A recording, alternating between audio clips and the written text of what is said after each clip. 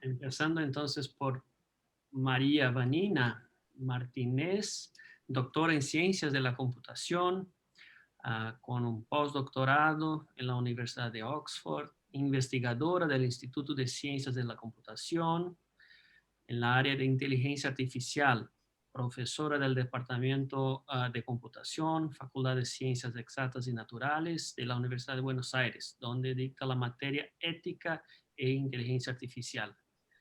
Además, es miembro del Comité Nacional de Ética en la Ciencia y Tecnología del Ministerio de Ciencia, Tecnología e Innovación Productiva. Miembro también de la campaña Stop Killer Robots y también de la Red Seguridad Humana en Latinoamérica y Caribe. Ricardo Oscar Rodríguez, doctor en Ciencias de la Computación, con especialización en inteligencia artificial, profesor asociado en el Departamento de Computación y miembro del Instituto de Ciencias de la Computación también de la UBA. Sus trabajos científicos se inscriben en el desarrollo de modelos lógicos para el razonamiento bajo incompletud e incertidumbre. Actualmente dicta la materia ética e inteligencia artificial, miembro de la red CELAC y de la campaña Stop Killer Robots, de la cual participa activamente. Ha sido también co-chair y financial chair de la IGCAI 2015 en Buenos Aires. Y después vamos a tener también las presentaciones del Comodoro señor Pablo Farías, oficial superior de la Fuerza Aérea Argentina, aviador militar de la especialidad de ataque, que prestó servicios en el país, Antártida, Argentina y también en el exterior, desempeñando entonces funciones en las áreas operativa, educación docente, instrucción de vuelo, operaciones, inteligencia de combate, planeamiento estratégico institucional militar, proyectos y relaciones internacionales, cuando también estaba en la Embajada de Argentina en Chile. Oficial del Estado Mayor, con educación superior en áreas de gestión, operaciones aeroespaciales, defensa nacional, políticas de defensa, de crisis, planeamiento estratégico, derecho de los conflictos armados y del derecho humanitario, gestión pública, administración personal y otras áreas de interés vinculados con la defensa nacional. Actualmente candidato a doctor en ciencias políticas. Y junto entonces estará Luciana Misha, que es licenciada en Ciencia Política, graduada con diploma de honor en la UBA y candidata a doctora en Ciencia Política. Directora del Centro de Estudios de Política Internacional de la Universidad de Buenos Aires. Desempeña como docente titular en la UBA en la materia Taller Profesional en las Relaciones Internacionales, así como también en la Universidad de la Defensa Nacional como directora y docente de las diplomaturas de asistencia humanitaria y en INDAE, como docente de la materia operativa OMP. Es funcionaria de carrera del Ministerio de Defensa de la Argentina hace más de 20 años, desempeñando cargos como Directora Nacional de Cooperación para la Paz, Coordinadora de Bienes Culturales y Coordinadora de Derecho Internacional Humanitario. Así que de inmediato invito a Vanina y a Ricardo para que puedan hablar entonces del aspecto científico de los riesgos de las armas autónomas. Bueno, muchas gracias, Cristian, por la introducción. Voy a arrancar yo y luego me va a seguir Ricardo. Lo que le vamos a contar hoy es un trabajo reciente que hemos estado pensando y trabajando como para establecer cuál es nuestra postura como científicos que estamos involucrados desde hace unos años en estas cuestiones, no solamente de los riesgos de las armas autónomas, sino de los riesgos y de las implicancias que tiene el uso de la inteligencia artificial en los distintos aspectos de nuestra sociedad. nos gustó mucho con Ricardo esta introducción, que hay varios autores que la mencionan, que dice que hay tres grandes problemas que tiene la humanidad y que los ha estado tratando de resolver desde que somos lo que somos, que son la hambruna, la peste y la guerra, ¿no? Y en este sentido, la inteligencia artificial hoy viene a ayudarnos como una herramienta más, en principio, para poder atacar estos problemas, para poder minimizarlos, para poder mitigarlos. Y es en sí mismo tanto una herramienta como un elemento facilitador que nos va a permitir construir otras herramientas, ¿sí? Soluciones automatizadas basadas en sistemas de computación que puedan generar soluciones más eficientes, ¿no? Entonces es innegable y creo que no tiene sentido usar demasiado tiempo para esto, pero el rol que juega hoy la inteligencia artificial en la mayoría de las industrias convencionales y también no tan convencionales es realmente impresionante y algo que solamente va a crecer con el paso del tiempo, ¿no? Y por supuesto,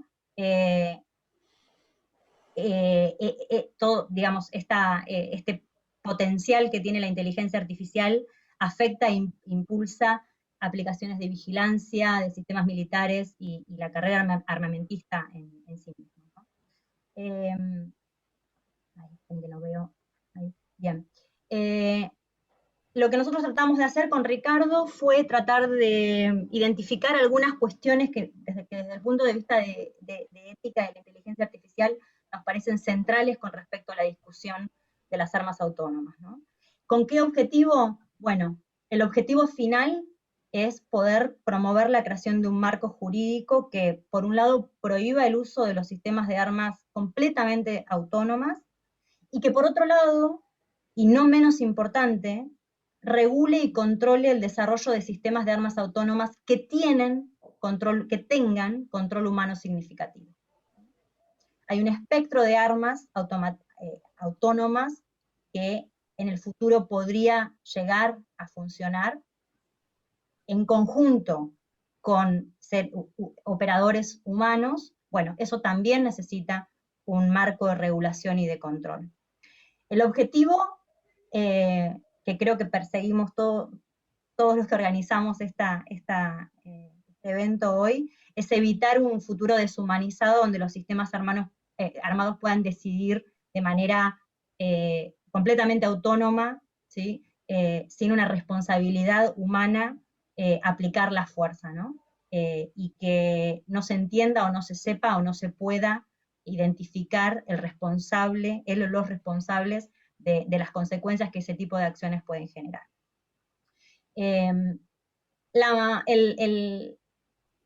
Actualmente el debate en relación a las armas autónomas tiene de trasfondo la cuestión del derecho internacional humanitario, ¿no?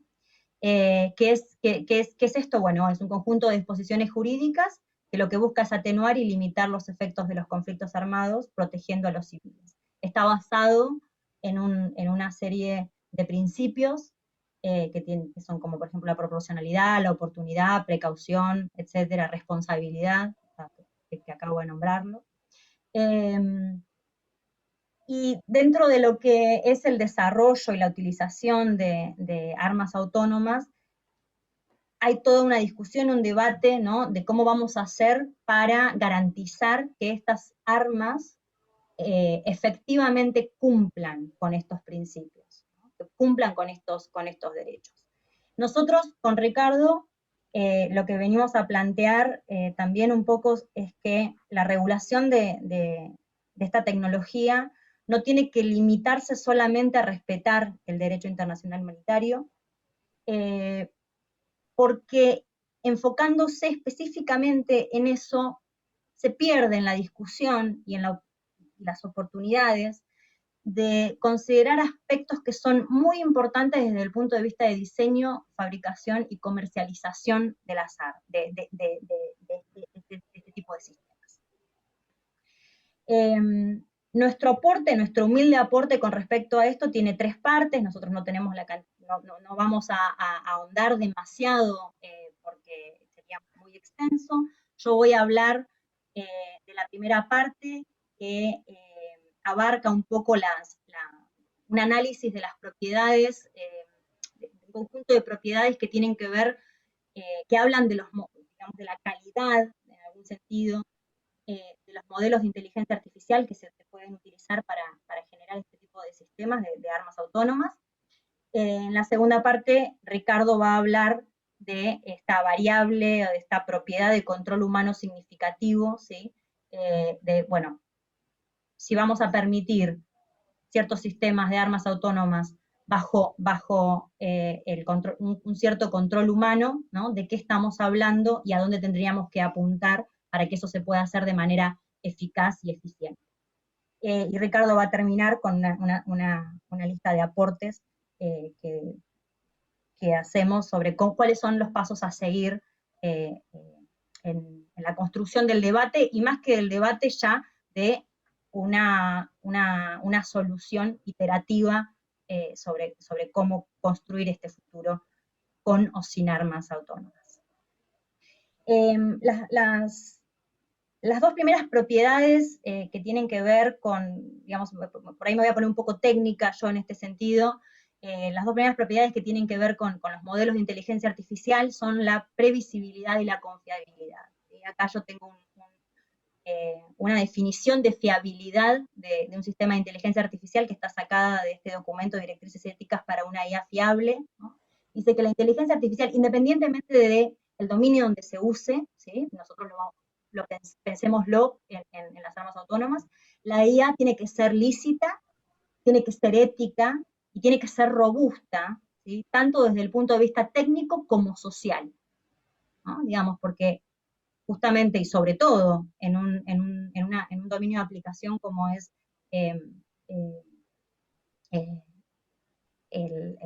las aplicaciones militares, ¿sí? La parte social, el entorno social donde estas armas van a funcionar es sumamente importante.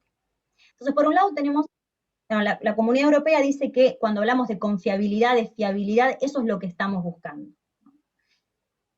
Si lo leemos así transversalmente, son definiciones bastante abstractas que cuesta decir, bueno, pero ¿esto qué significa? ¿Lo puedo medir? ¿Lo puedo evaluar? ¿No? Nosotros como científicos siempre tenemos en mente esa idea, bueno, ¿esto lo podemos bajar a números? A veces los números solos no alcanzan, pero los números son importantes, ¿no? O sea, ¿lo puedo medir de alguna manera?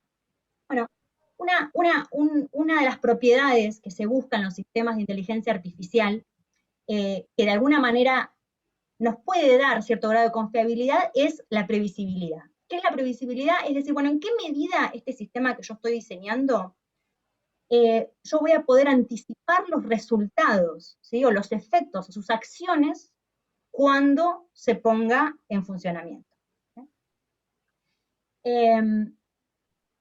Como uno puede imaginar, poder prever cómo se va a comportar el sistema es absolutamente necesario en términos de poder decir si este sistema va a cumplir con el derecho internacional o no.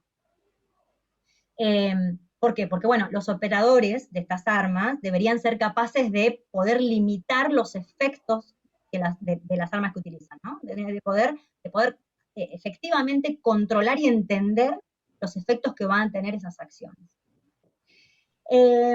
Nosotros en el documento que desarrollamos con Ricardo hacemos un análisis extensivo desde 3 puntos de vista de la previsibilidad, ¿no? La previsibilidad es absoluta, o sea, tengamos en cuenta, si hay algo se llevan de esta partecita, es un sistema de inteligencia artificial tiene que ser previsible. Yo tengo que poder saber o entender cómo es que se va a comportar ese sistema cuando efectivamente lo ponga en el mundo, ¿sí?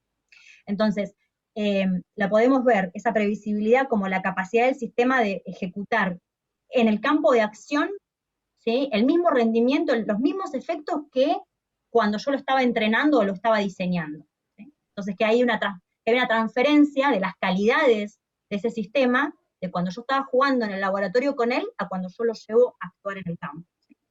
También, otro punto de vista de la previsibilidad es poder anticipar acciones particulares, sobre todo en dominios, como uno se puede imaginar que es un campo de batalla, donde es muy probable que haya situaciones a las cuales el sistema en el laboratorio no ha sido enfrentado, ¿no? Entonces, un sistema lo suficientemente robusto, por más que no se haya encontrado con las mismas situaciones, con ese tipo de situaciones, debería poder actuar de una manera que su operador entienda qué es lo que va a hacer, ¿sí? De antemano. ¿Sí? Y por último, que el grado en que los resultados y los efectos de un sistema puedan anticiparse, ¿sí? Mucho antes de llevar el sistema a empezar a interactuar, ¿sí? con el entorno. Lo que es importante es que el hecho de que un sistema sea previsible no quiere decir necesariamente que el usuario, quien lo esté ejecutando, entienda cómo funciona. ¿Sí? Hay un gran debate sobre la inteligencia artificial opaca, machine learning, que no se entiende no se entiende el modelo. Bueno, previsibilidad de alguna manera es ortogonal a esto. Independientemente de qué haya por debajo de este sistema, el sistema tiene que estar diseñado de manera tal que el usuario, el operario que lo vaya a usar, tiene que poder entender y prever cómo se va a comportar. Y esto desde el punto de vista técnico dispara un montón de desafíos que por suerte y por desgracia se están empezando a trabajar. Por suerte se están empezando a trabajar, por desgracia todavía están en un nivel muy, muy embrionario. Los otros dos conceptos que discutimos con Ricardo tienen que ver con, que son de alguna manera complementarios a la previsibilidad, son los que tienen que ver con comprensibilidad o interpretabilidad y las explicaciones que el sistema puede ofrecer, ¿no? Entonces, por un lado, ¿sí? Recién dijimos, un sistema puede ser previsible, pero no necesariamente interpretable. ¿Qué quiere decir que sea interpretable? Que aquel que lo está manipulando entienda cómo funciona por dentro, ¿sí? Por ejemplo, si el sistema me dice que va a hacer algo, ¿por qué? ¿Por qué va a hacer eso y no va a hacer otra cosa? ¿Sí? Pero desde un punto de vista del modelo, de cómo funciona el sistema.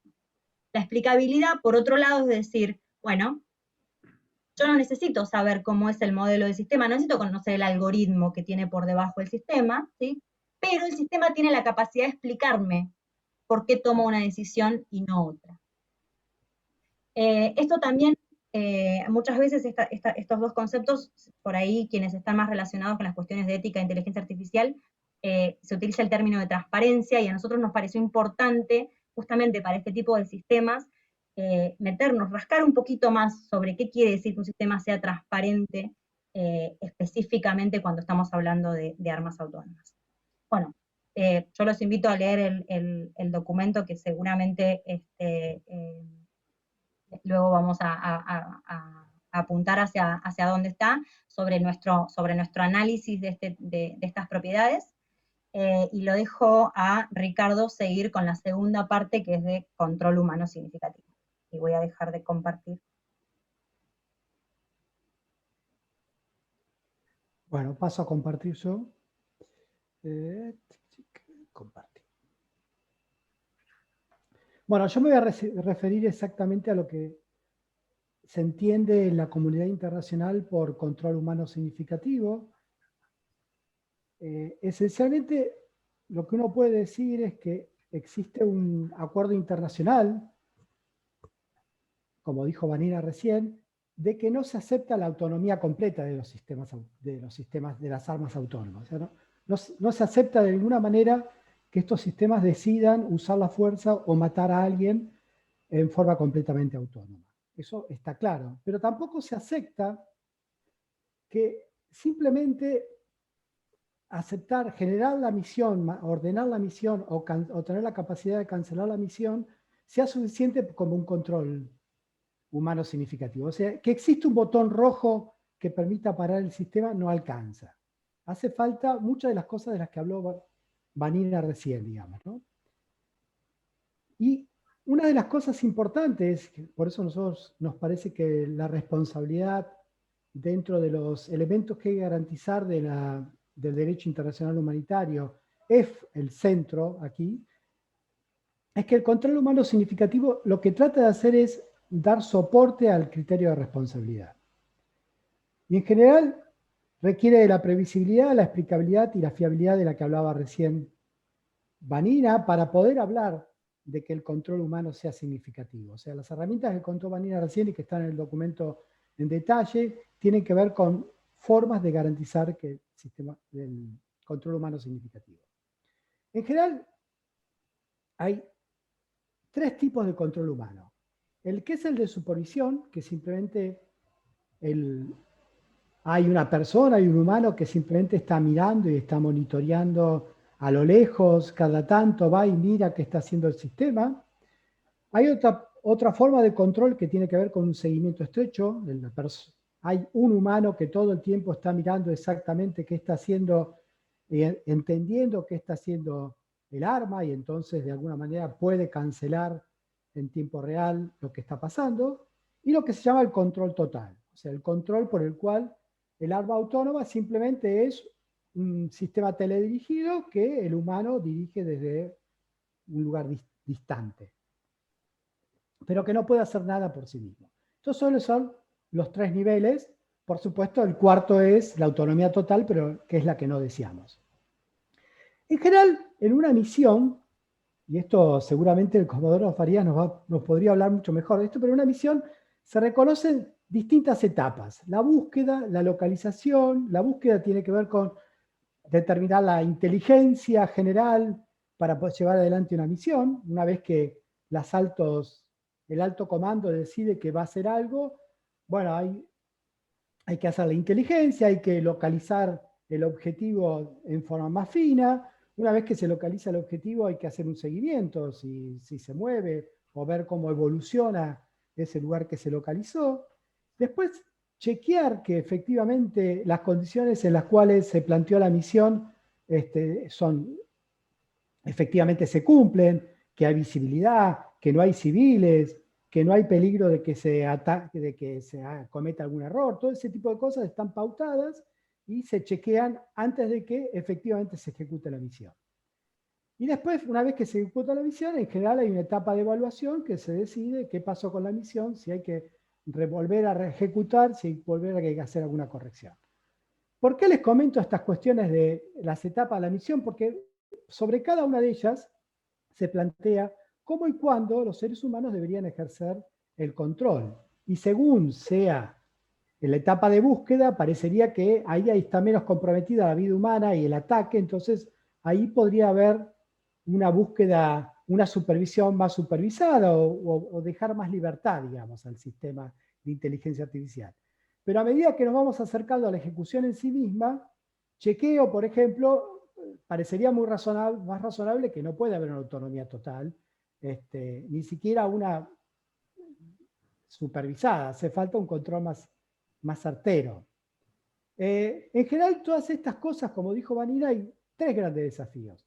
La mensurabilidad, o sea, tratar de medir qué pasa acá, medir la proporcionalidad, medir la oportunidad, medir la cantidad de bajas que pueden ocurrir, sobre todo de civiles. El contexto, tratar de identificar el contexto en que se va a producir y el problema de la imprevisibilidad. Esos son tres problemas que son muy importantes resolver y tratarlo de una manera, avanzar sobre eso para poder definir el control humano significativo. Suele haber tres medidas de control. Esencialmente sobre los parámetros que tienen los LOWs, las armas autónomas. Colocar límites temporales, por ejemplo, eso es una cosa que se puede parametrizar. Yo le digo al sistema que durante 10 minutos puede actuar solo, pero se terminan los 10 minutos y tiene que darme un reporte. Espacial, no se puede, tiene una zona en la cual se puede mover con cierta autonomía, donde yo tengo garantizado, por ejemplo, que no hay civiles, y más allá de ese lugar no le permito. Restricciones de los efectos, solo permito que el arma autónoma solo funcione para defensa, no para ataque. Entonces hay muchos parámetros que uno puede plantear. Sobre el entorno, a veces uno puede controlar el entorno, por ejemplo, entornos en los cuales no haya civiles, entornos en los cuales haya visibilidad total, entornos donde no haya muchos objetos que impidan la visibilidad. Ese tipo de cosas es muy importante, digamos, y se podrían plantear como parte de las condiciones de control, donde no permito que el arma, digamos, se despliegue en su completa autonomía si determinadas condiciones no se dan. Y la otra condición es, ¿cuál es la interacción hombre-máquina? Eso es muy importante porque, lo que decía antes, si estoy en la etapa de búsqueda, la interacción hombre-máquina puede ser más indirecta que si estoy en la etapa propiamente de la ejecución de la misión. Y por supuesto, en la evaluación. Entonces, no es lo mismo en qué etapa de la misión estoy, en cuál es el tipo de interacción que tengo que plantear entre hombre y máquina. Todos estos son, de alguna manera, componentes sobre los que uno puede trabajar para establecer el control humano significativo, para definir reglas sobre el control humano significativo. En general hay tres tipos de posicionamiento sobre cómo afrontar el control humano significativo. Están los tecnicistas que dicen, bueno, no nos tenemos que preocupar. A medida que la tecnología mejore, ya como ya decía Vanina, todavía está en un estado embrionario, pero va a ir aumentando, se van a ir perfeccionando los sistemas de inteligencia artificial, entonces cada vez le vamos a poder delegar más tareas. Y en algún momento le vamos a poder delegar todo y que se peleen solas. Bueno, eso es el planteo de los tecnicistas, con el cual ni Vanina y yo concordamos. El otro planteo es el planteo humanista, lo cual dice, la dignidad humana está por sobre todas las cosas, de ninguna manera se puede permitir que las armas decidan atacar o matar a un humano, entonces de ninguna manera el control tiene que ser total. Esto es lo que dicen es, el control tiene que ser completo, no hay ninguna posibilidad. Y después están los pragmáticos, que es un poco lo que Vanina y yo adherimos, es una situación intermedia. Entendemos que la capacidad, las mejoras tecnológicas no dan licencia para la autonomía total, pero permite flexibilizar, y a medida que mejore la tecnología, podemos flexibilizar, no la autonomía total, pero sí a situaciones en las cuales pueden tener cierta autonomía y podemos de alguna manera evitar que haya humanos en el campo de acción. Entonces, cuanto menos humanos haya en el campo de acción, en el campo de batalla, es mejor. Obviamente hay que regular todas estas cuestiones. ¿De acuerdo?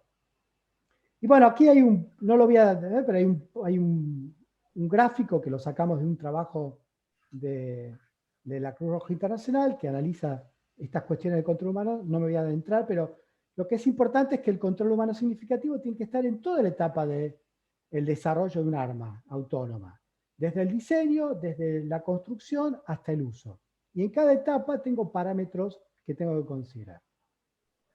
Entonces, en el tema de las propuestas, nosotros creemos que, por ejemplo, en el área de la salud, hay muchas cuestiones de criterios técnicos y éticos que ya se plantearon. Entonces, muchas de las cosas en el área de salud, que también es muy delicada, el uso de la inteligencia artificial, que es muy sensible, hay muchas cosas que podemos analizar y que podemos heredar, que ya se hicieron y que ya hay acuerdos. ¿Sí? Entonces, nada, nosotros creemos que algunas cuestiones de cómo medir previsibilidad y confiabilidad y cómo lograr interpretar y explicar el comportamiento emergente de un sistema es necesario, digamos. Todavía no se ha dado respuesta técnica, pero es muy importante que avancemos sobre eso. El control y regulación debería pensarse como un proceso continuo, no como una cosa que se establece. O sea, a medida que los sistemas vayan mejorando, uno puede pensar que uno puede flexibilizar algunas cosas. No todo, como dije antes, pero de alguna manera las leyes tienen que tener una componente evolutiva.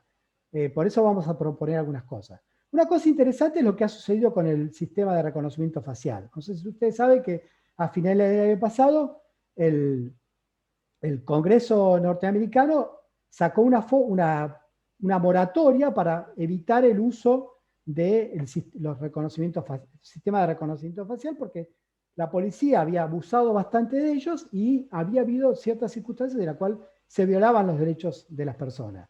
Y de hecho, algunas empresas han decidido suspender la venta de la tecnología que ellos usaban, de tecnología de reconocimiento facial.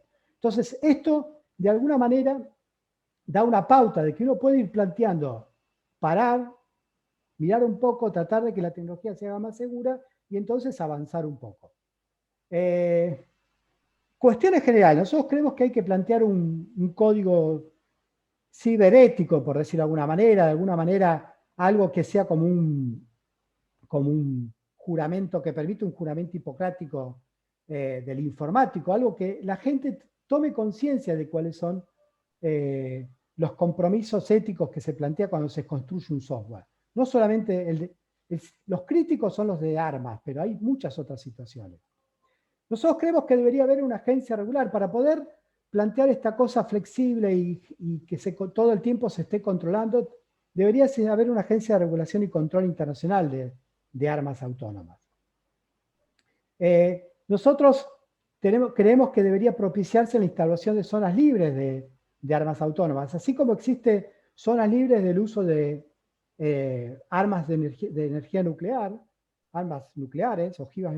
Bueno, lo mismo debería plantearse para armas autónomas. Pero aquí la cosa no es tan sencilla, porque como dijo Vanina, la inteligencia artificial es una tecnología oblicua, o sea, se usa para muchas cosas. Hay que tener mucho cuidado de cómo se plantea qué es o qué no es un arma una inteligencia artificial que se usa como arma. Hay que categorizar muy claro eso.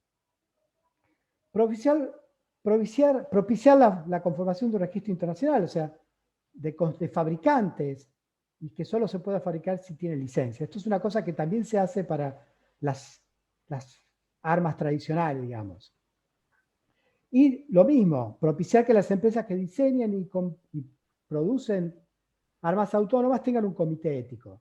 Por ejemplo, la industria farmacéutica, cada industria farmacéutica tiene que tener un comité técnico interno que garantiza de alguna manera la confidencialidad y que tiene además estabilidad. Entonces deciden si vale la pena llevar adelante una investigación o no. Yo creo que las empresas que diseñan deberían tener algo parecido. Algunas cuestiones, para nosotros es muy importante definir el concepto de software como dispositivo militar. Eso es una cosa copiada del ámbito de la salud, digamos, ¿no? Existe un software para uso médico. Y es cualquier sistema de software que se use para llevar a cabo fines militares. Entonces, esto es importante porque yo tengo un sistema de reconocimiento facial que se usa para clientes en un shopping, es una cosa. Ahora, si ese mismo sistema lo uso para activar un arma, automáticamente, por definición, pasa a ser un software como dispositivo militar. O sea, el mismo dispositivo, simplemente por cómo se lo usa, pasa a ser un dispositivo militar. Y entonces, automáticamente se aplican las consecuencias, se aplica la ley a él. Hay que lograr el objetivo de confidencialidad y verificabilidad de los sistemas, y para eso hay que dotarlos de cajas negras, de los mismos tipos de cajas negras que se plantean en los aviones, de tal manera que cuando se produzca un error o se produzca una consecuencia indeseable, se puede evaluar qué es lo que efectivamente pasó para evitarlo en el futuro. Hay que desarrollar una segmentación de los distintos sistemas, ¿sí? Justamente para generar zonas libres de determinadas armas autónomas. Lo que hay que hacer es tener claro qué distintos tipos de armas autónomas hay y legislar sobre cada tipo. ¿De acuerdo? No es lo mismo si es un arma de defensa, no es lo mismo si es un arma solamente de vigilancia, en fin. Y por supuesto, lo que hay que hacer es impulsar mucha investigación. La inteligencia artificial hoy por hoy está en una etapa muy embrionaria, si bien tiene grandes logros, pero todavía estamos lejos de dominarla completamente. ¿De acuerdo? Entonces, sería bueno que hubiera mucho más inversión para poder evitar los efectos indeseables del uso de la inteligencia artificial. Bueno, con eso cerramos nuestra intervención. Muchas gracias.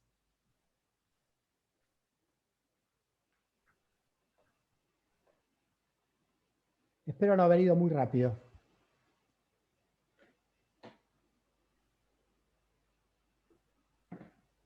Bueno, muchísimas gracias, Ricardo y Vanina. Así que ya de inmediato voy a invitar entonces el Comodoro Pablo a hacer su ponencia y después al final vamos a tener un tiempo dedicado a las preguntas y cuestionamientos a los panelistas. Ricardo, Pablo, por favor. Empieza Luciana. Y Luciana, por supuesto, claro. Oh, Perdón. Bueno, muchísimas gracias. Excelente exposición, y aparte, primero agradezco a todos los que están presentes y celebro esta forma de abordaje interdisciplinario que es sumamente necesario, ya que nuestros colegas están en otras facultades distintas a las nuestras, tienen otros saberes, pero creo que el conocimiento es un arma de construcción masiva, y que entre lo que ellos saben y lo que nosotros podemos apreciar de lo que ellos ya descubrieron y ya conocieron y ya nos contaron, es sumamente importante. Para Pablo y para mí este trabajo fue sumamente enriquecedor en muchos aspectos. El primer aspecto es haber entendido lo que Vanina y Ricardo nos hablaron específicamente, que son todos los procesos internos que quizás uno tiene que empezar a indagar para poder después, desde ese objeto de estudio, poder trasladarlo a nuestro objeto de estudio, que es las relaciones internacionales, las dimensiones de poder, y cómo esto implica y afecta a la defensa y al ámbito militar.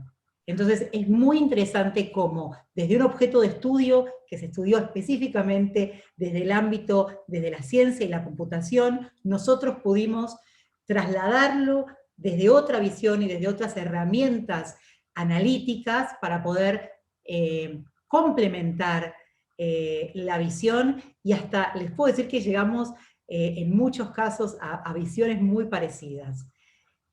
Voy a tratar de hacer share screen también, porque nosotros tenemos una muy linda presentación, y voy a ver si lo puedo hacer a mi manera.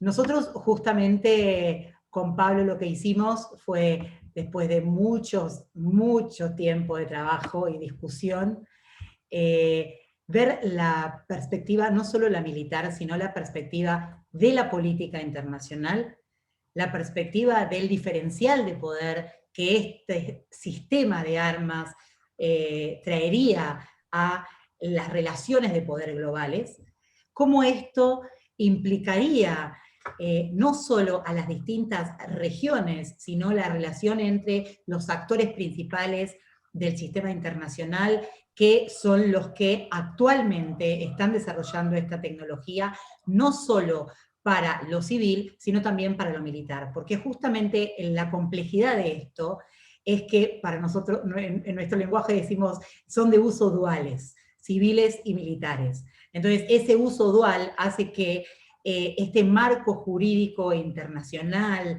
nacional y regional sea tan dificultoso de comprender. Entonces, justamente el trabajo que hicimos, que los invitamos a leerlo, a analizarlo, a debatirlo, porque son consideraciones sobre estas cuestiones, es la evolución de estas tecnologías disruptivas, y en especial el sistema de armas autónomos letales, y las consideraciones desde el ámbito militar. Hay una frase, una cita de Maquiavelo que acá pusimos, que es que debe considerarse que no hay nada más difícil de llevar a cabo, ni más dudoso de éxito, ni más peligroso de manejar, que iniciar un nuevo orden de cosas. Y esto de las tecnologías disruptivas, creemos que en el marco del contexto global, está planteando un nuevo escenario y un nuevo orden internacional que lo tenemos que ver desde sus inicios, que ya inició, y cómo va evolucionando, y cómo nosotros, desde nuestros estados, desde nuestras instituciones, desde nuestras campañas o segmentos, o desde la sociedad civil, podemos ingerir, podemos iniciar procesos y apoyar procesos para que este cambio del orden internacional no nos vea y no nos afecte de una manera desastrosa. Este tema del sistema de armas autónomos no es un cisne negro, como nosotros llamamos en las relaciones internacionales. Esto se va viendo la evolución, y nosotros podemos tomar medidas preventivas para de alguna manera estar preparados y hacer una anticipación estratégica sobre esta cuestión. Entonces, el abordaje que nosotros hicimos fue desde la política internacional, desde la defensa y seguridad, y desde el ámbito de las Fuerzas Armadas. Así que como ven, diferente a nuestros colegas, por eso no vamos a hablar acá de qué son las armas autónomas letales, porque ellos sabíamos que lo iban a hacer y lo iban a hacer mucho mejor que nosotros. Nosotros tuvimos que tomarnos el trabajo minucioso de estudiarlo antes de hablar de esto. Nosotros vamos a abordar desde otra mirada, desde otros contextos. Y justamente el objetivo de nuestro trabajo, que me encantaría que lo lean, porque son como 50 páginas que escribimos, es contribuir a este debate sobre las implicancias de, ellos lo llaman LOS, porque, o lo llamaron LOS porque así se llama en inglés, nosotros lo ponemos Sistema de Armas Autónomos Letales, porque quisimos que sea una mirada desde el sur, con nuestro lenguaje. Entonces, lo que quisimos fue, o pretendemos, es contribuir a un debate sobre las implicancias de este sistema de armas, generar una agenda, generar agendas, plantearnos interrogantes, y obviamente desde el ámbito de la perspectiva de defensa militar.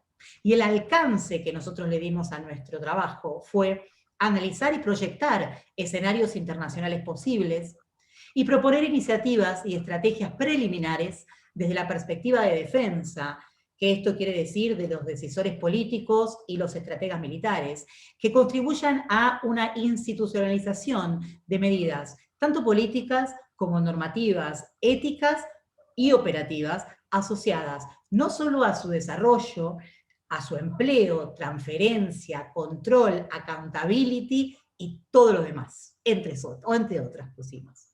Entonces, nuestros objetivos justamente son amplios, son específicos, pero el alcance que le dimos es muchísimo, y por eso tantas hojas de trabajo y tantas horas sin dormir para poder concretar este paper. El esquema de análisis que tiene el trabajo es, bueno, primero las conceptualizaciones iniciales, ahondamos en la lógica de la construcción de poder, y esto es específica, la construcción de poder a nivel internacional, basada en los estados-naciones, que todavía seguimos en un sistema westfaliano de estados-naciones. Más que nada ahora, en la época de pandemia, vemos que el Estado-nación quizás empieza a perder, o empezaba a perder, o estaba debilitado, pero volvió a arremeter en la agenda internacional como todavía los actores más importantes del sistema internacional, por lo menos desde el punto de vista realista. Vamos a ver que en el trabajo también hacemos enfoque a este análisis desde la postura realista, este análisis desde la postura de la teoría de las relaciones internacionales, desde la postura liberal, y desde la postura constructivista, que creemos que sería muchísimo más adecuada para analizar este tipo de cuestiones. En el esquema de trabajo también analizamos los ingenios tecnológicos disruptivos de la aplicación militar, los riesgos inherentes y los riesgos residuales, ¿sí?, de la utilización específicamente de los sistemas de armas autónomos letales, y analizamos los escenarios de defensa y seguridad, en donde el empleo de estos sistemas podría verse implicado, y vimos las dimensiones militares, tanto las variables estratégicas como las operacionales, y también pusimos un montón de recomendaciones y un montón de sugerencias y debates en torno a cómo operacionalizar no solo las posibilidades de prohibición total, de regulación, de control o de prohibición, ¿no?, que son siempre estas cuestiones de cómo encarar esto a nivel internacional. Y después las consideraciones finales. Este es el esquema de análisis que tiene el paper, y yo voy a empezar con no solo las conceptualizaciones iniciales, sino con todo lo que tiene que ver con la lógica de construcción de poder, y lo que está pasando hoy en día con las potencias centrales del sistema internacional, y este desarrollo que ya avanza a nivel, como decimos nosotros, en una lógica que no tiene retorno. Para nosotros y para este estudio, un sistema de armas autónomo letal es un agente racional dotado de inteligencia artificial que le proporciona la capacidad de adaptarse a contextos cambiantes, de aprender durante su ciclo de existencia y de realizar tareas con diferentes grados de autonomía. Esta autonomía y esta esta cuestión tan dificultosa y desafiante, como decía Ricardo antes, ¿no? ¿Hasta qué punto se puede regular? ¿Tienen control? ¿No tienen control? ¿Y dónde está la responsabilidad humana final y la accountability de poder rastrear quién es el responsable final de la acción? En el debate actual, nosotros vemos que hay una evolución exponencial de las tecnologías disruptivas, y esto no lo podemos negar. Hay una carrera armamentística que incluye la tecnológica, la económica, porque no solo están los estados, sino las empresas contribuyendo en esta carrera tecnológica, científica y militar. Hay un desbalance sustantivo en el diferencial de poder que este sistema de armas trae aparejado para los estados o agentes poseedores de este tipo de sistemas, y los debates en relación con las implicancias para la agenda de defensa y de seguridad.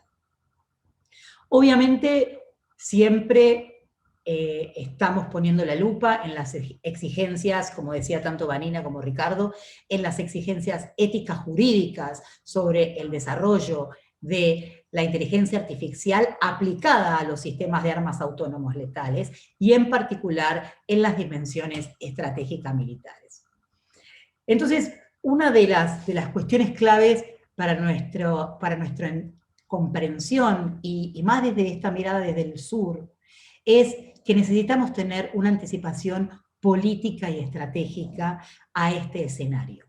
Hay una lógica de la seguridad estratégica del Estado y el desarrollo de una tecnología que es un proceso sin solución de continuidad. Como nosotros les estaba contando, esto es irreversible.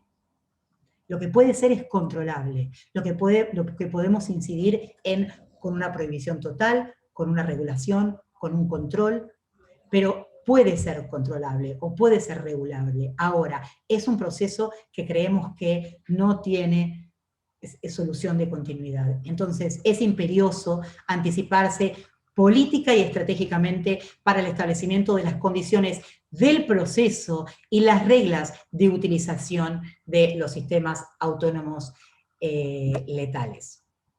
Y ahí vamos a la lógica de construcción de poder desde los estados-naciones y los agentes que desarrollan y contienen este diferencial de poder, ¿no?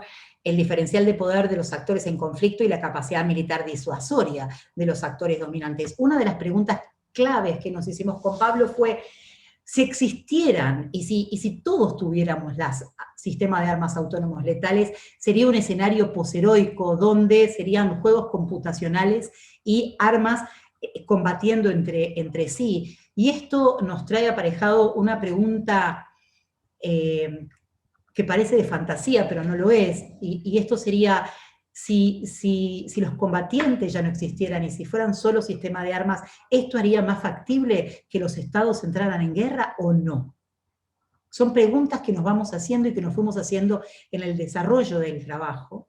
Y justamente la respuesta a esto fue que entre los países o estados, ¿sí?, que tengan esta capacidad del desarrollo, sería una lógica contraproducente de entrar en una rivalidad y en un comportamiento, rivalidad sí de carrera armamentística, pero no de confrontamiento directo. Tenemos sí la certeza que podríamos empezar a ver indicios de una posible Segunda Guerra Fría, donde los estados desarrollan este tipo de armamentos y de sistemas, y lo que hacen es probarlos en proxy wars o en regiones donde no todavía las tienen. Y justamente esa es la mirada y la perspectiva desde el sur y la mirada desafiante de nuestro entorno en ver qué están haciendo las grandes potencias y cómo esto nos puede afectar a nosotros. Entonces, desde la lógica en la construcción de poder del Estado-Nación y con el objeto de apreciar el verdadero margen de acción y alcance de las iniciativas de regulación y prohibición, vemos que nosotros creemos que hay muchos estados que no verían compatibles iniciativas de regulación y prohibición, porque justamente eso sería la base de la lógica de su construcción de poder. Siempre hablando desde una teoría más que nada neorrealista, ¿no? Y el desafío, como también lo dijo Ricardo y Vanina, es la pérdida progresiva de humanidad responsable y trazable en el proceso estratégico, operativo y táctico, que la guerra transformaría al actor humano del que seríamos meros espectadores en estas nuevas guerras. Entonces, esta lógica de guerra y este diferencial de poder haría que, por un lado, los agentes o estados que sí tengan estas armas, ¿sí?, tengan capacidad militar disuasoria, y para el caso de los actores sin disponibilidad de estos ingenios militares, el arte operacional no podría resolver la ventana de oportunidad que permita establecer una estrategia necesaria o la resistencia posible a este tipo de armamentos. Para ir cerrando con esta cuestión, estamos viendo una carrera armamentística clave. Estados Unidos, China, Israel, Corea del Sur, Rusia, Reino Unido, están desarrollando sistemas de armamento con autonomía importante en funciones críticas para seleccionar y atacar objetivos. Si no se hace nada al respecto, el mundo podría entrar en una carrera desestabilizante de armas robóticas, y esto lo dice claramente la campaña de Killer Robot. En el texto y en el trabajo analizamos en detalle los recientes documentos emanados por altas autoridades nacionales de países como China, como Rusia, como Estados Unidos, como el Reino Unido. Ayer, el 16 de marzo, hoy es 18, hace 2 días, el 16 de marzo, el Reino Unido lanzó justamente, el primer ministro Boris Johnson presentó al Parlamento el documento de defensa que va a regir en estos próximos 5 años del Reino Unido, que se llama The Global Britain, It's in Competitive Age, ahí lo ven, la revisión integral de seguridad, defensa, desarrollo y política exterior, hace solo 2 días. Y justamente lo que implica es que Inglaterra, que tiene más de 99 premios Nobel, es el tercer país, el segundo país que tiene premios Nobel, es el tercer país que tiene ciencia y tecnología, es el 4º país en el desarrollo técnico, en el índice mundial de desarrollo técnico. Está hablando Boris Johnson de que quiere ser una superpotencia de ciencia y tecnología para el año 2030. Por el lado de los Estados Unidos, también hay un documento súper relevante que fue emitido y fue puesto a disposición pública el 1 de marzo de este año, hace 18 días, 17 días, desde la Comisión Nacional de la Inteligencia Artificial, en su reporte final y las recomendaciones, y habla específicamente de no solo la competencia de Estados Unidos y China, y establece que China está ganando la competencia de desarrollo tecnológico, lo dice en el texto, y lo que implica y lo que esta Comisión Nacional le pide al Congreso de los Estados Unidos es que los Estados Unidos para el año 2025 tienen que alcanzar una readiness, que en español sería un alistamiento, un aprontamiento militar de inteligencia artificial en todo el proceso, tanto en la decisión, en la estrategia, en lo operacional y en lo táctico, inclusive en todos los procesos de inteligencia militar.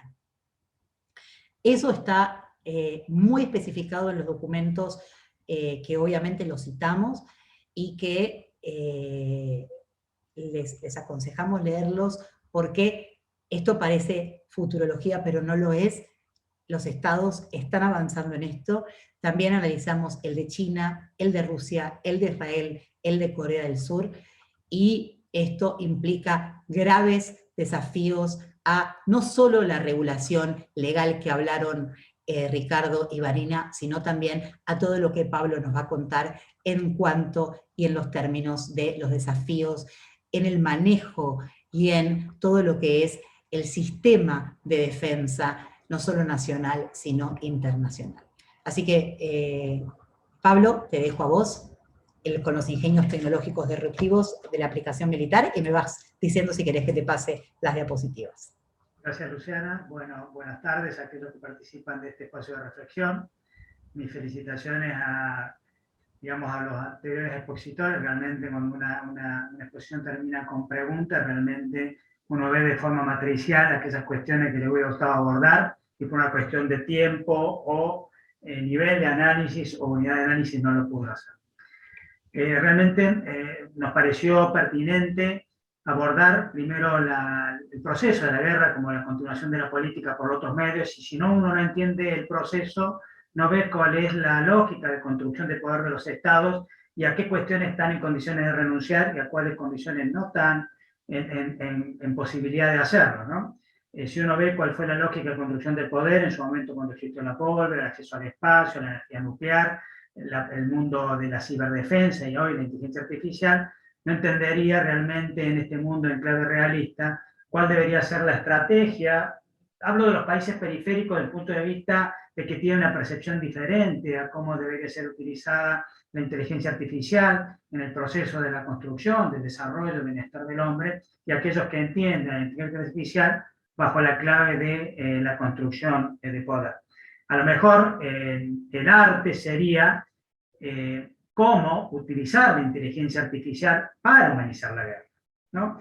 Digamos, partiendo de la base que ya un hecho de violencia hace totalmente injustificable cualquier tipo de acción, entendamos bajo la lógica de la construcción de poder y bajo la lógica de la continuación de la política por otro medio, a veces no se trata el caso individual, sino el impacto global del uso de este tipo de tecnologías.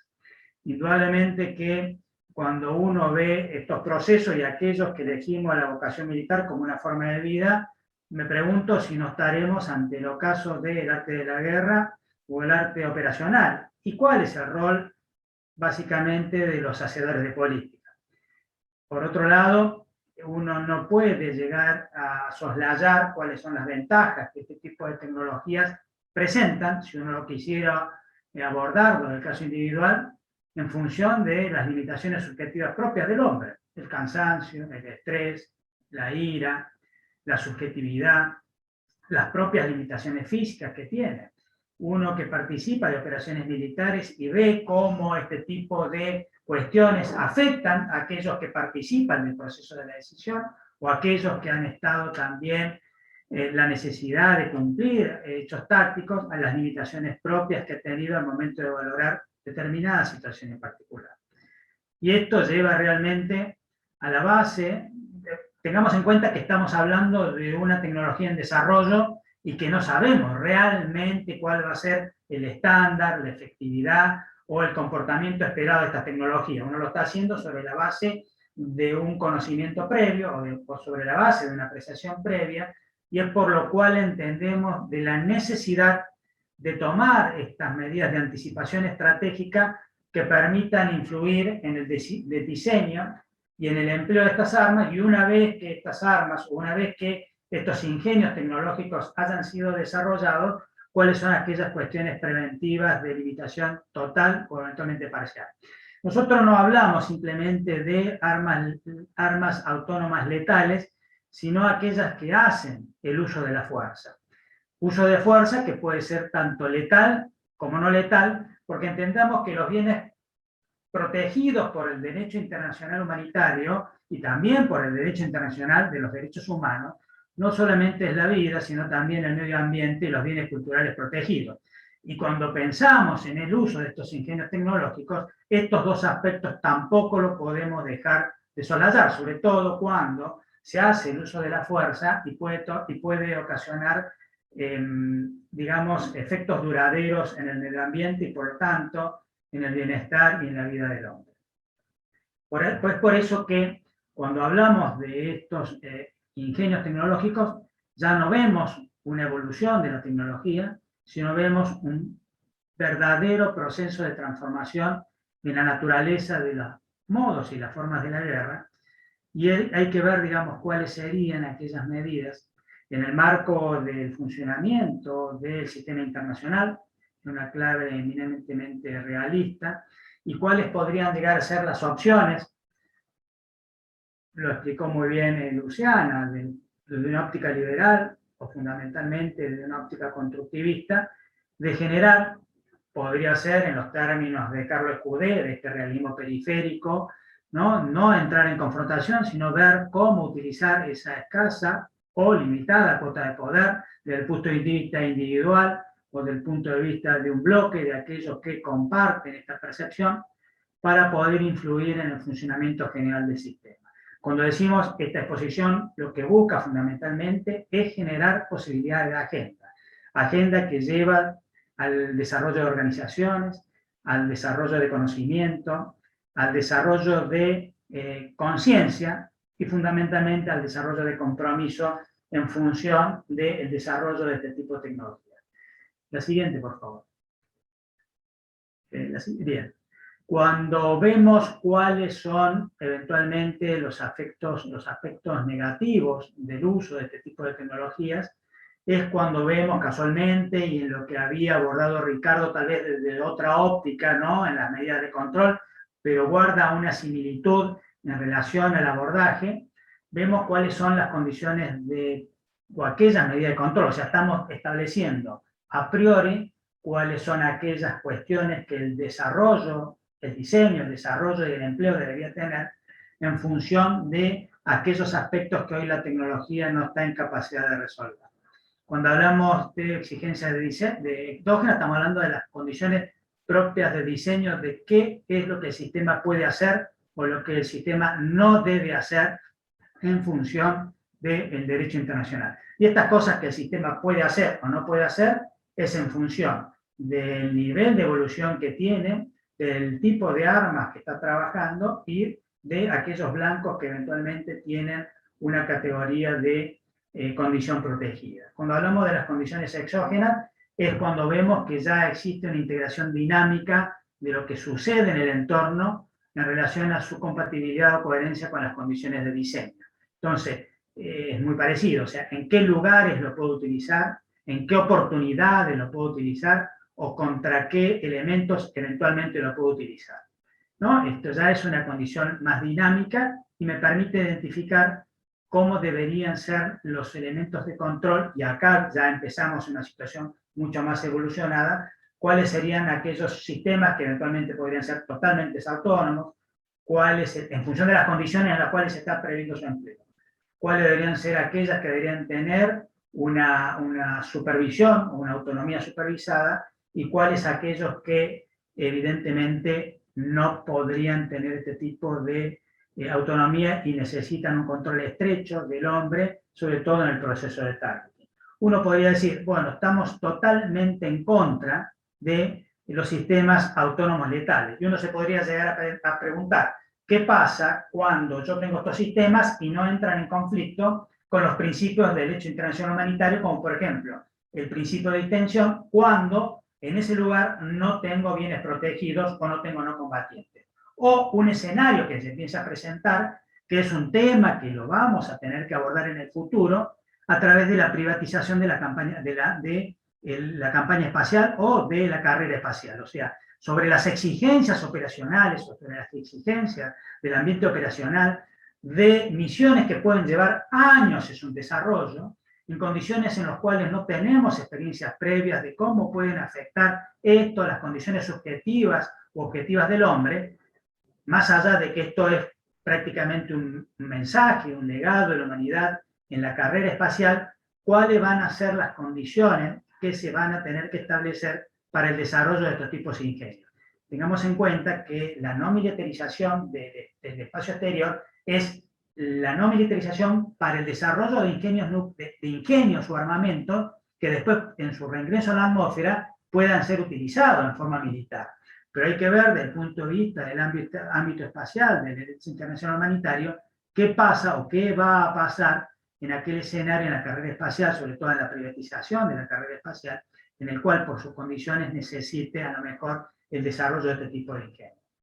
Y por otro lado, cuáles son las exigencias de interacción, ¿no? Una vez determinadas cuáles son estas limitaciones, del sistema de control humano y, casualmente, los sistemas autónomos letales en función o del ciclo de decisión o en función de las distintas características que tenga el ambiente operacional. O sea, no todas las condiciones del ambiente operacional en función de un empleo o una ventaja militar entran en conflicto con los principios del derecho internacional humanitario. En la que sigue, por favor. ¿No? Entonces, digamos, el arte, digamos, estaría en cómo transformo estos riesgos inherentes a través de estrategias de anticipación de transformar estos riesgos inherentes en riesgos residuales que hagan aceptable su utilización en términos políticos, en términos estratégicos, en términos sociales, en términos militares, en el marco no solo del derecho internacional humanitario, sino también en el derecho internacional de los derechos humanos, porque vemos, y esto es, que hay escenarios en los cuales cada vez es más difusa el límite entre aquellas cuestiones que hacen a la defensa o aquellas cuestiones que hacen a la seguridad. En este sentido, vemos que hay escenarios de seguridad y defensa, aquellos que están muy bien parametrizados, aquellos que responden a la relación interestatal del punto de vista de la lógica de los Estados-nación, en el cual también, y sin salir de la lógica, se presenta una creciente tendencia de urbanización del conflicto y por ende, cada vez mayor de la presencia de no combatientes o eventualmente de elementos que hacen al bienestar, como pueden ser infraestructura estratégica o bienes culturales protegidos, como así también dentro de estos bienes culturales protegidos también lo que se llama las escuelas seguras. O sea, hay cuestiones que son muy fáciles de analizar cuando uno tiene que hacer este tipo de operaciones en los espacios de jurisdicción e interés en función de las operaciones de defensa. Y podríamos hablar en las operaciones de defensa, en lo que hacen a las operaciones aeroespaciales de defensa, o a las operaciones de ciberdefensa, en el cual la variable tiempo es crucial en el éxito, sobre todo cuando uno habla en el futuro de armas hipersónicas o en el punto de vista de los ataques cibernéticos que pueden tener efectos devastadores y ya la velocidad de procesamiento de las facultades de la función cognitiva del hombre no puede resolver este tipo de ecuaciones. Y vemos cómo ya empieza a vislumbrarse la necesidad del empleo de la inteligencia artificial con distintos grados de autonomía y, en algunos casos, en función de la velocidad, con una autonomía total. Uno ve, por supuesto, cuáles aquellos niveles que hacen a la parte política, estratégica y táctica, y cuáles eventualmente deberían ser el grado de control, sobre todo, del funcionamiento del módulo letal, o dijimos anteriormente del módulo funcionamiento del empleo de la fuerza o de la aplicación de la fuerza, tanto letal como no letal. Entendamos que a veces puede haber cuestiones no letales como el empleo de ataques cibernéticos o el empleo de la guerra electrónica, en el cual pueden llevar en el marco del manejo de la crisis a un conflicto no deseado y también por ello tiene que estar bajo la supervisión y el control permanente del hombre.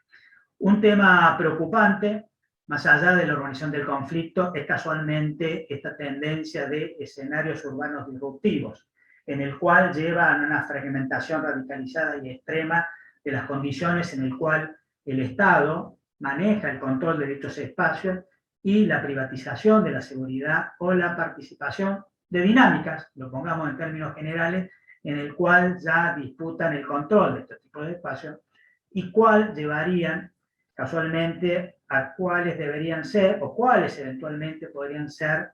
Tengamos en cuenta que estamos hablando de tecnologías duales, ¿no? O sea, en este sentido, por eso digo que hay un gris en el cual se presenta este tipo de utilización en estos escenarios disruptivos en el cual el grado de control de los espacios llevaría, inclinaría a algunos espacios o algunos estados que entienden en el uso de este tipo de ingenios tecnológicos para de vuelta recuperar dicho control. Y por último, un elemento en el cual deberíamos empezar a trabajar sobre este tema, que es casualmente el uso de estos elementos sobre los espacios comunes globales, ¿no?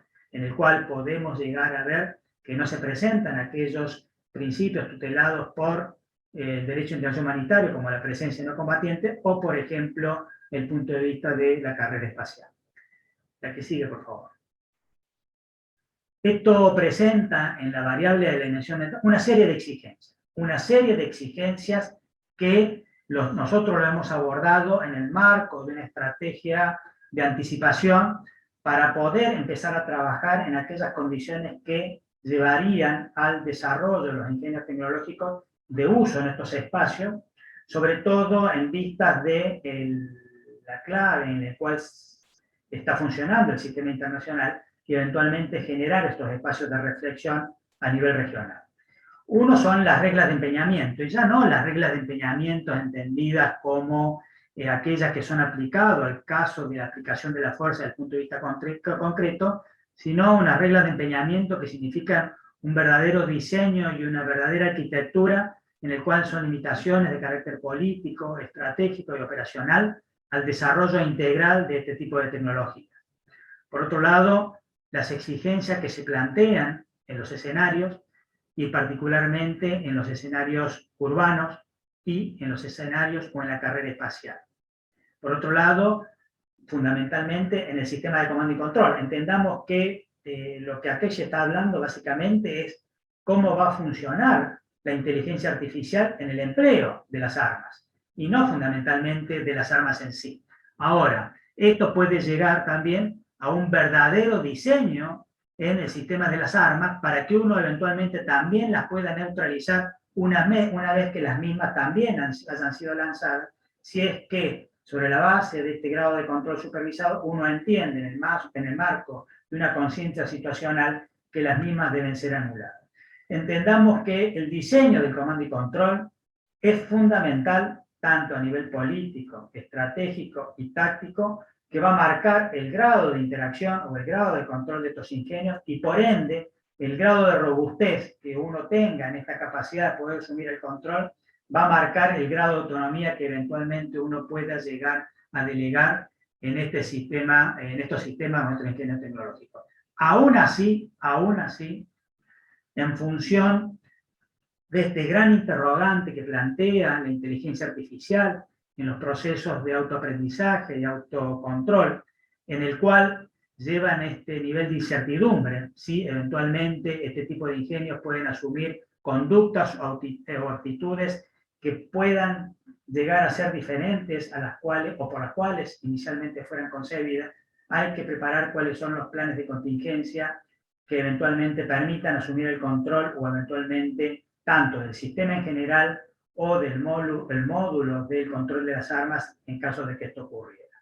Y por otro lado, hay una función que hay que empezar a diseñar, que es el grado de una función que la llamamos seguridad operacional, que es el que tiene que analizar en el marco del proceso de targeting cuáles son los riesgos que se presentan en el marco de las funciones de diseño del sistema, en el marco de aquellas cuestiones que el sistema eventualmente podría llegar a presentar, aquellas cuestiones que hacen al empleo en cada caso de ambiente operacional en particular, y aquellas cuestiones que no están contempladas que hacen al sesgo que eventualmente estas armas o estos diseños eventualmente podrían llegar a tener y que no han sido contemplados o no han sido identificadas en el proceso de certificación.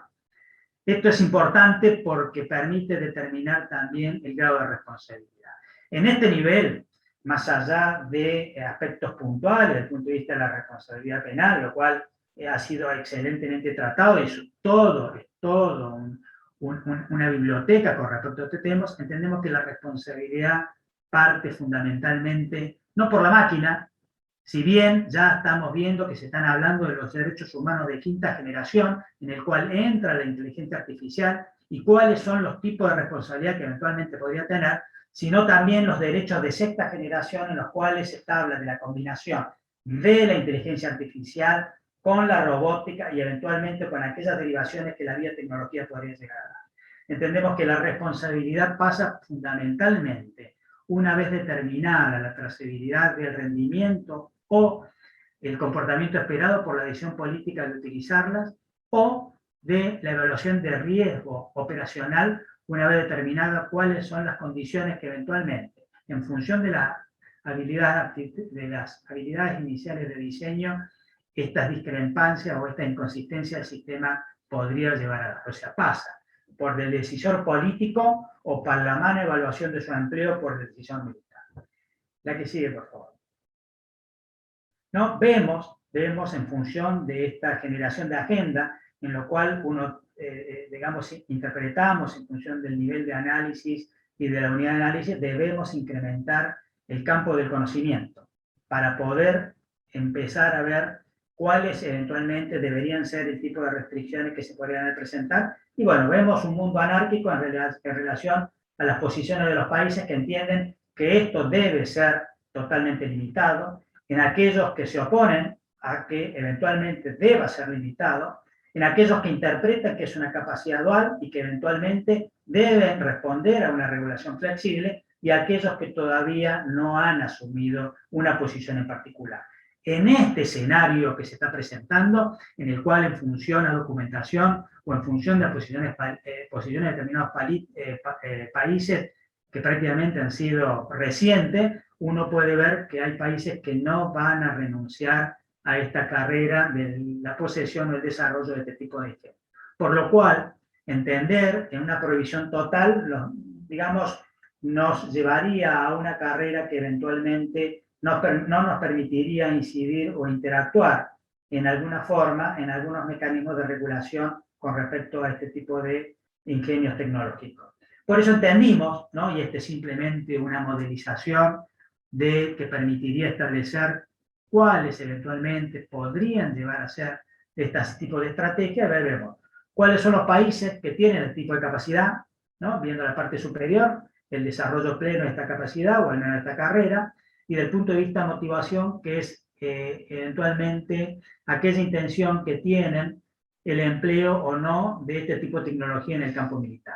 Y podemos ver en esta modelización aquellos que tienen una posición de no desarrollo o prohibición en función de su motivación. Bueno, tengamos en cuenta que uno eventualmente no puede tener motivación, pero sí en función de los intereses estratégicos puede pensar el desarrollo futuro. O sea, esto no quiere decir que este modelo resuelva la posición de todos los países, sino eventual, desde el punto de vista macro, eventualmente de cuáles podrían ser las estrategias de anticipación desde el punto de vista regional, en función de la cuota de poder que se tiene desde el punto de vista nacional o desde el punto de vista regional. Entonces encontramos países que tienen una escasa motivación y también tienen una escasa capacidad como consecuencia de esa motivación. Entonces, digamos, la opción sería del no desarrollo y la aprobación, y tal vez la opción podría ser una opción de estrategia regional desde el punto de vista de este tipo de prohibición, con el apoyo de potencias intermedias, como fue, por ejemplo, aquellas convenciones de regulación de las minas antipersonales. Vemos también que podría ser una prohibición selectiva en aquellos que entienden un desarrollo dual, entendiendo un desarrollo dual en el cual está orientado a la ciencia y tecnología, al campo de la salud, al sistema tecnoproductivo, y por ende ellos llevarían simplemente a un punto de vista de regulación. Entendemos en cuenta quienes están en este escenario, en función de un cambio de motivación, pueden pasar tranquilamente de este escenario a un escenario de desarrollo selectivo o a un escenario de desarrollo integral. Entendemos también aquellos que tienen una alta motivación del uso militar, pero una escasa capacidad, y van a tratar de llegar a ese tipo de uso a través de la cooperación. Y esa cooperación llevaría a través de la interferencia tecnológica, en función de la estatura estratégica de dichos estados, o en función de la confiabilidad de dichos estados, nos llevaría tal vez a políticas o a estrategias de no proliferación. Igualmente, aquellos que entienden que tienen una alta capacidad y una alta motivación van a querer llegar a un desarrollo integral, a una estrategia de no proliferación para mantener, digamos, a que el club de países que pueden eventualmente disponer de este tipo de escenarios sean casualmente la menor cantidad de países. Son, por ejemplo, las estrategias que llevan a aquellos que están sentados en el sillón permanente del Consejo de Seguridad, de tal manera de poder establecer o barreras políticas, o barreras tecnológicas, o eventualmente barreras económicas para poder acceder a aquellos que finalmente, quienes estén en este escenario, son los que plantean las reglas de juego o las reglas de funcionamiento del sistema internacional. Comodoro sí. Farías, ¿Sí? ¿me escuchas? Claro que sí. ¿Podríamos tener más 2 minutos para que tengamos tiempo para unas preguntas? Sí, Bueno, listo. Listo, vamos a ir entonces cerrando, digamos, cuáles serían el impacto desde el punto de vista de la variable político-estratégica, y acá vemos que como estrategia de anticipación deberíamos concebir este sistema de regulación, cuáles deberían ser los organismos regionales desde el punto de vista político, aquellos que entienden que tienen una visión, organismos regionales desde el punto de vista técnico, un centro de conformación de esta verdadera arquitectura de las reglas de empeñamiento, que no solamente, aparte de ser aplicable a todos los niveles, también son aplicables al desarrollo y al empleo. Un centro regional de capacitación, entendemos que es importante la formación de líderes en todos los campos que están asociados al desarrollo de este tipo de tecnologías. Y por último, el tratamiento del escenario espacial, creemos que es un escenario que se abre en función a la conveniencia o no pragmática, pero también como legado y comunicación de la humanidad de este tipo de tecnologías. Por otro lado, desde el punto de vista de la variable operacional y táctica, entendamos que es fundamental el diseño de un sistema de comando y control que mantenga el tipo de control de este tipo de ingenio. Primero hay que generar la base empírica de la conveniencia o no de este tipo de tecnología. En este sentido hay que plantearlo desde el punto de vista pragmático de los dos extremos. Yo, si utilizo este armamento convencional, ¿no? Produzco, lo voy a decir en términos, no quiere decir que yo tenga un juicio de valor o una posición formada con respecto a este tema, sino planteo la pregunta. Desde el punto de vista del decisor político, utilizo un armamento convencional con todas las desventajas, con todas las limitaciones que tiene el hombre y produce 100 bajas. Y yo utilizo un elemento autónomo letal y produzco 2 bajas. ¿Cuál sería la decisión ética de lo que tendría que utilizar? ¿No? Hay que plantearlo, porque en definitiva, cuando uno plantea la necesidad de ir a la guerra, también tiene que ver cuál es el impacto global y no el hecho individual. ¿Cuál sería la decisión o la consideración del decisor político si sabe que utilizando las limitaciones propias, subjetivas y objetivas del hombre, produce un impacto que puede ser 100 veces mayor? Lo estoy planteando, es mejor plantearnos hacia extremos para ver después qué se hace en los medios, o utilizando el punto de vista de un sistema autónomo letal que sea supervisado por el hombre, produzca un efecto que puede ser 10 veces menor, ¿no? Esta es la base empírica que hay que desarrollar para saber primero, en términos de aceptabilidad política, no digo ni jurídica ni ética, estoy hablando política en función de la guerra como consecuencia por otros medios. Por otro lado, la implementación de regiones libres de armas de destrucción de armas letales, en este sentido coincidimos, porque creo que es un fuerte mensaje político y estratégico a otras regiones. Por otro lado, también el control permanente del módulo letal, y dijimos no solamente del módulo letal, sino del módulo de aplicación de la fuerza, porque hay otros bienes protegidos por el derecho internacional humanitario, la función de análisis de riesgo operacional en todos los niveles que haga la aceptabilidad de su empleo, y por último, la capacitación y enseñanza-aprendizaje. Creo que esto es una maniobra preventiva en la formación de líderes en los campos de la política, en el campo de la ciencia y tecnología, y en el campo también militar como formadores de opinión y como formadores de camino o agenda en este tipo de ámbitos. Y por último, si podemos pasar a la siguiente, vamos a la última, ¿no? Entendemos si realmente esto no es el fin del arte operacional. Hay una estratega que dice casualmente que si delegamos esto, simplemente tendríamos la primera función del nivel político, simplemente de la decisión de la guerra, y fundamentalmente ya en un sistema final del desarrollo de estas armas, perderíamos el control de este tipo de acciones en el campo táctico, y vamos a retomar, digamos, como empezó Luciana, con una frase de Maquiavelo que dice: el que no detecta los males cuando nacen no es verdaderamente prudente, y creo que en este espacio de reflexión permiten, desde otra óptica, determinar cuál debería ser el grado de prudencia una vez que estos sistemas estén maduros. Muchísimas gracias. Bueno, muchísimas gracias, Comodoro, Luciana, y a todos los ponentes, a Vanina, a Ricardo. Bueno, ya por el adelantado de la hora, ya voy directo bueno, recibimos innumerables preguntas, pero voy a intentar de organizarlas ahí en 3 preguntas para que tengamos ahí 10, 15 minutos para que los que comprendan que puedan responder puedan hacerlo. Bueno, la primera que comprende ahí un grupo. Hay en Argentina particularmente un debate político o académico acerca del uso de las armas autónomas. ¿Cuál es la postura mayoritaria de este debate político, si existe? La otra es, ¿qué papel jugarían los actores no estatales, el crimen organizado, terrorismo en red, en este paradigma de armas autónomas? ¿En qué los juegos de poder y disuasión? Y la tercera pregunta, podríamos hacerla como, ¿Argentina está atada a alguna legislación regional específica que limite el uso de las fuerzas militares o que nos obligue a involucrarnos en una operación de defensa? Ahí dejo las preguntas para que los 4, quien comprenda que pueda contestar una o todos, pueda ahí dar sus 20 centavos de fama. Luciana.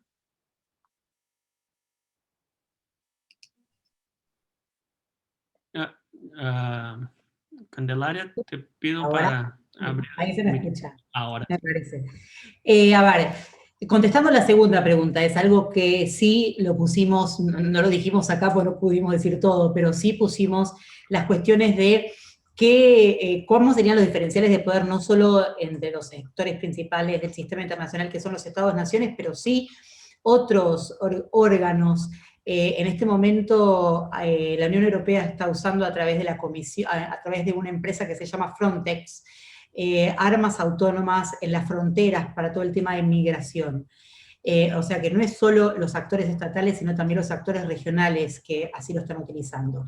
Y obviamente la complejidad que esto trae cuando hablamos del crimen organizado internacional, que el desarrollo tecnológico, como dijimos, es dual, y entonces justamente una regulación una regulación internacional sería altamente conveniente para no solo los estados, encorsetar a los estados del uso y el desarrollo, sino también para ese derecho internacional humanitario o ese derecho o esa una regulación también sea factible para los grupos armados irregulares y el crimen organizado internacional.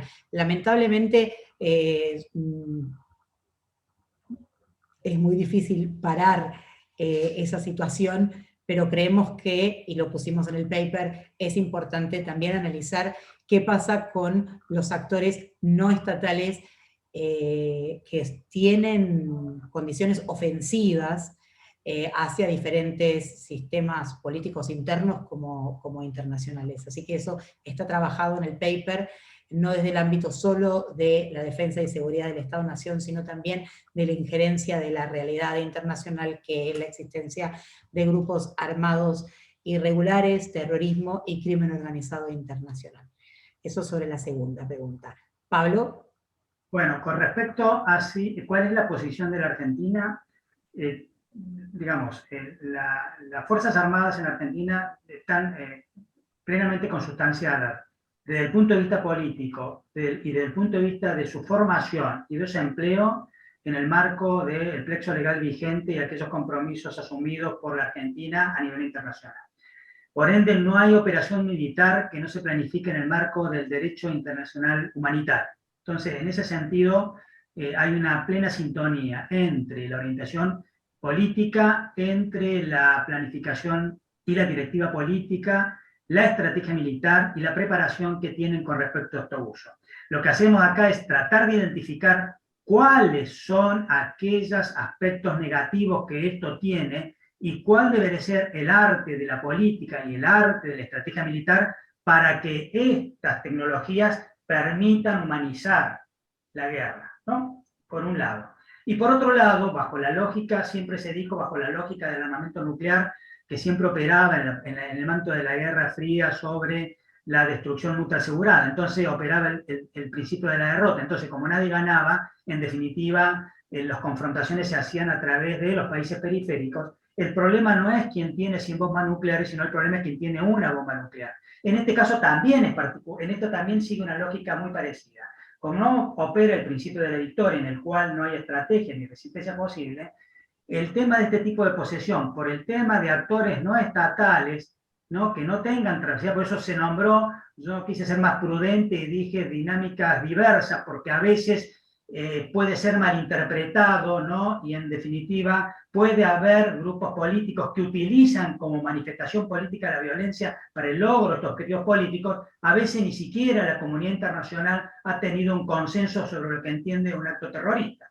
Por ejemplo, hay actores que hablan, ¿no? El terrorismo es la política internacional de determinado tipo de países desde el punto de vista de la acción política. Por eso, para no entrar en un terreno que todavía no existe un consenso particular, entendemos que en el marco de la no proliferación hay que estar muy atento en este sentido, en el acceso de este tipo de material por parte de estas dinámicas diversas que eventualmente pueden hacer un uso indiscriminado, que ya no entrarían en el marco del derecho internacional humanitario, sino fundamentalmente en el marco del derecho penal y el derecho internacional de los derechos humanos.